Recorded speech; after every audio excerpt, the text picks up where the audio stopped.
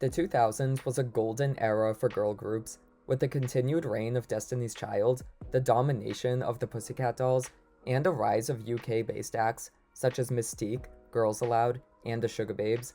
With so many iconic groups, it's easy to forget some of the lesser-known ones, and Danity Kane is a group I personally find to be overlooked. Though they had hits that are still well known to this day, the drama and rumors that plagued the band during their time together has overshadowed the genuinely great music they made. I want to briefly discuss their discography and explain why I think it's worth revisiting to this day. Formed on the third iteration of P. Diddy's reality show Making the Band, Danity Kane was made to be the next big thing after previous bands on the show underperformed. Do you remember O-Town? Sometimes I wish I could forget. The group was named after an anime character member Don Richard drew, which explains why it's so unique. I never understood their name, so I'm glad to know it was literally from something imaginary.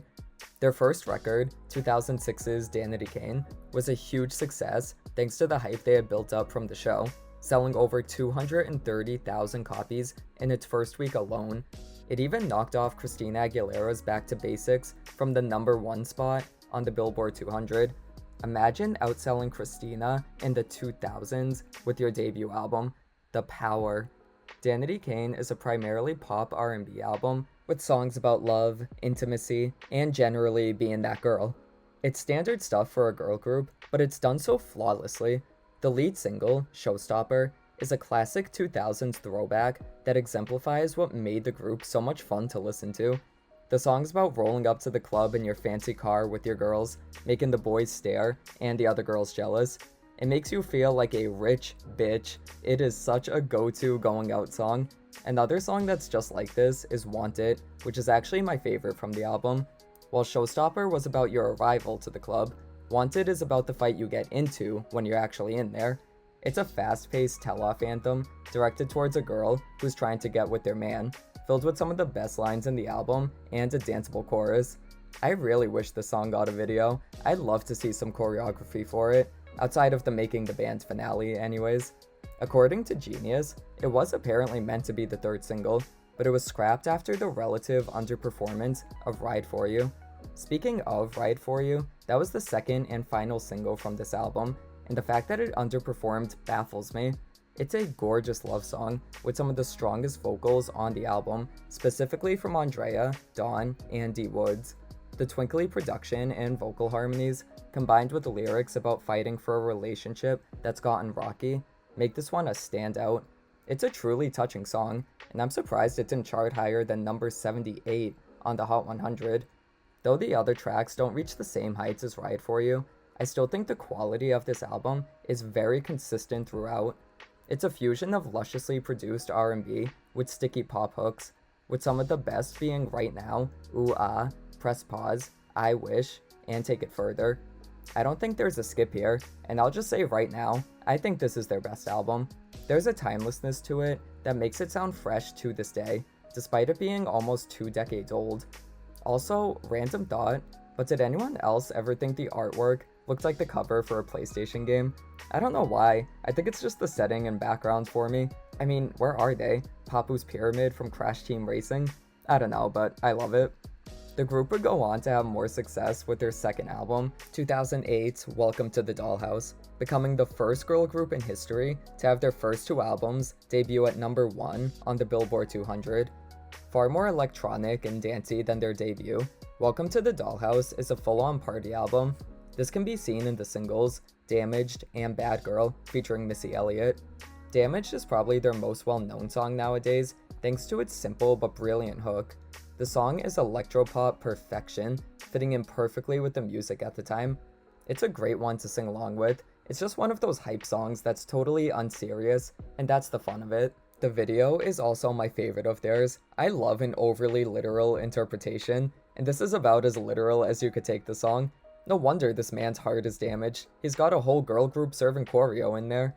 While Damaged was a huge hit, the second single, Bad Girl, only managed to peak at number 10 on the Bubbling Under chart. Once again, society failed Danity Kane because this song is a banger. It's filled with so much energy, confidence, and of course a stellar verse as always from Missy Elliott. It sounds like the Pussycat Dolls' music from the time, and anything that reminds me of the Pussycat Dolls is an A+ in my book. Also, I love the immediate product placement in the first verse. Get that Maybelline sponsor, Aubrey. While I love both these singles, Welcome to the Dollhouse is once again a strong record throughout. It may not be as consistently great as their debut, but the highs are very high. I especially love Ecstasy with Rick Ross. This song is a journey filled with euphoric production and heavenly vocals. The song's poetry, and Is Anybody Listening, are similarly grand sounding. They're all stunningly beautiful showcases for their impressive voices. This is mostly an upbeat album though, and the girls were here to party. From the frantic energy of Pretty Boy, the sexiness of Striptease, and the kind of hilarious Two of You, this song cracks me up with some of its lyrics, especially the bridge. My name is Aubrey, and I'm so cold. My style is flashy, your style is old. 'Cause I'm fly as hell with the juicy humps. I don't want your man 'cause I got enough. Fergie is shook. Welcome to the Dollhouse is full of let loose dance songs like this, and they all flow into each other surprisingly well. Well, aside from Ecstasy being followed by Two of You, that part gives me some whiplash. Other than that, the album moves at a brisk pace, and the interludes really help with that, since they make the transitions a little more seamless. Also, can I just say, Danity Kane has hands down the best interludes of any artist I've ever listened to. This goes for their first album as well. I literally will just listen to the interludes on their own, which I almost never do. Come Over, Ain't True, Secret Place, Flashback, oh my god, the Flashback interlude is so good. Anyways, there was also a collaboration with other Making the Band artists, Donnie Klang and Day 26, very ironically titled Ain't Going. The song is a bop though, with the stomping chorus that forces you to get up. The other bonus track, Make Me Sick, wasn't released on Spotify until November 2020. I remember at the time being happy the song would hopefully get more exposure, but I also couldn't help but wonder why they decided to put this, of all songs, on streaming in 2020.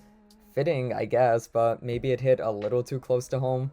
Welcome to the Dollhouse was a success, but turmoil within the group led them to disbanding in 2009. However, fans didn't have to wait too long before the inevitable comeback, as the group, aside from D Woods, reformed in 2013. While Andrea was initially part of the comeback, she ended up sitting it out so she could focus on starting a family. The remaining 3 members released their final album, appropriately titled DK3, in 2014. With just 10 tracks clocking in at under 40 minutes, DK3 is a tight, mature dance record that works as a progression of their sound.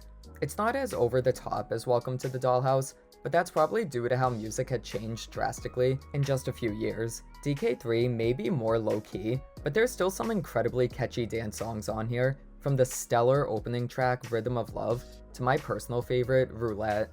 I don't think every track is totally great. I'm not the biggest fan of Rage or Two Sides, but those two are just background noise songs at worst. I do think the album suffers a little bit from the lack of Andrea and D Woods.